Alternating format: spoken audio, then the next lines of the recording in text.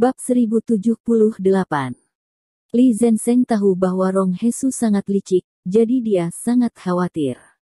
Jika Rong Hesu tidak bisa datang, semua yang telah mereka lakukan dengan susah payah hari ini akan sia-sia, dan kerja keras serta perencanaan mereka selama berhari-hari tidak akan berarti. Semuanya akan sia-sia.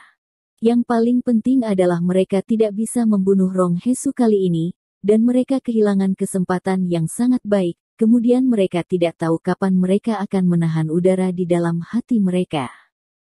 Jangan khawatir, Saudara Li, dengan kepribadiannya yang mencurigakan, dia pasti akan memilih jalan yang tampaknya paling berbahaya, tapi menurutnya paling aman.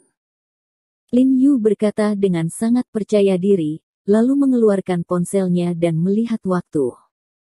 Jika dia tidak pergi dari sini, kita akan mengejarnya melalui jalan lain. Lagi pula kita tidak bisa membiarkan dia meninggalkan ibu kota. Pada saat ini, suara Hu Qingfeng berasal dari walkie-talkie yang dibawa oleh Bai Rentu. Untuk memfasilitasi kontak dan kolaborasi terpadu, Bu Cheng menyiapkan 2 walkie-talkie sebelumnya. Lao Hu, kecilkan suaramu dan berhati-hatilah untuk menyetrum ular itu.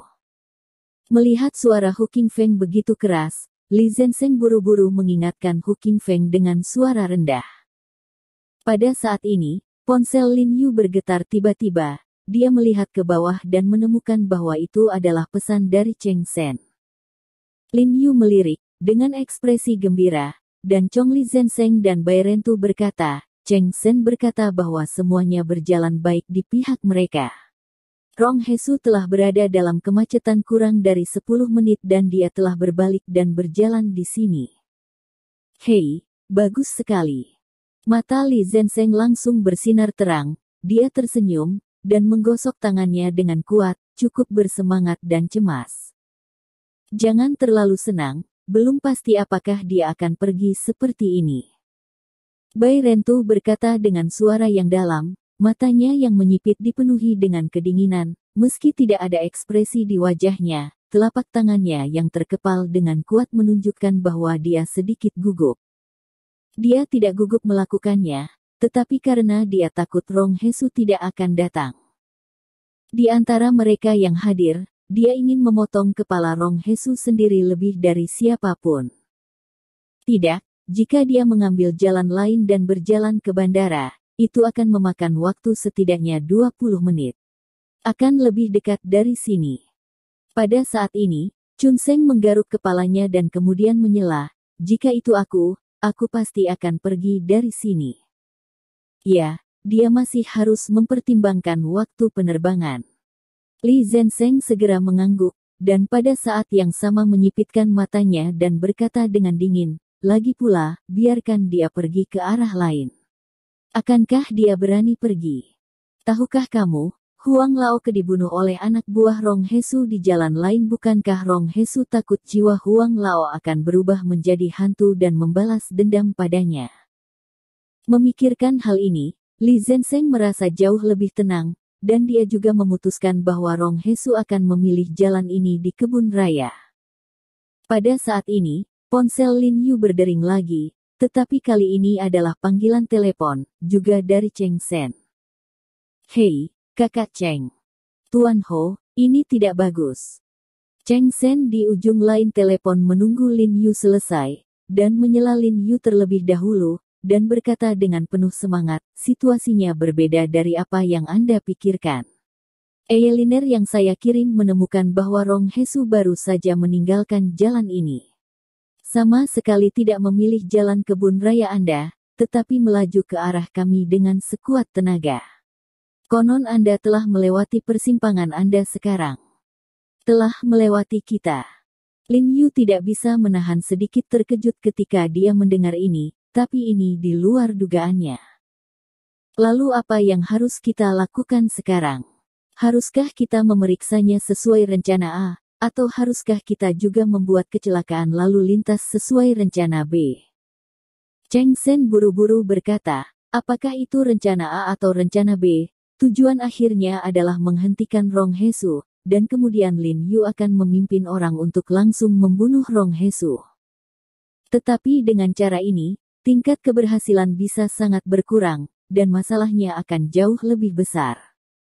Lin Yu tidak terburu-buru untuk berbicara, memikirkannya dengan wajah tenang, dan kemudian berkata, tidak perlu rencana, biarkan dia pergi. Apa? Lepaskan dia. Cheng Sen di ujung telepon tercengang, berpikir bahwa dia salah dengar. Li Zenseng dan Bai Ren Tuwenseng di samping tidak bisa membantu mengubah ekspresi mereka, mata mereka membelalak dan menatap Lin Yu dengan heran. Li Zenseng dengan cemas membujuk, Tuan, apa yang kamu lakukan? Jika kita membiarkan Rong Hesu lewat, kita tidak akan bisa mengejar jika kita ingin mengejar mereka. Begitu mereka memasuki bandara, operasi akan gagal total. Naik. Lin Yu mengabaikan Li Zenseng dan bertanya kepada Chen Sen dengan suara yang dalam, Kakak Cheng, apakah ada banyak mobil di jalan sekarang? Tidak apa-apa, tidak banyak. Cheng Sen terkejut sedikit, dan buru-buru menjawab dengan jujur. Nah, sekarang kamu segera kirim polisi lalu lintas dan tunggu di perempatan tempat Rong Hesu hendak masuk.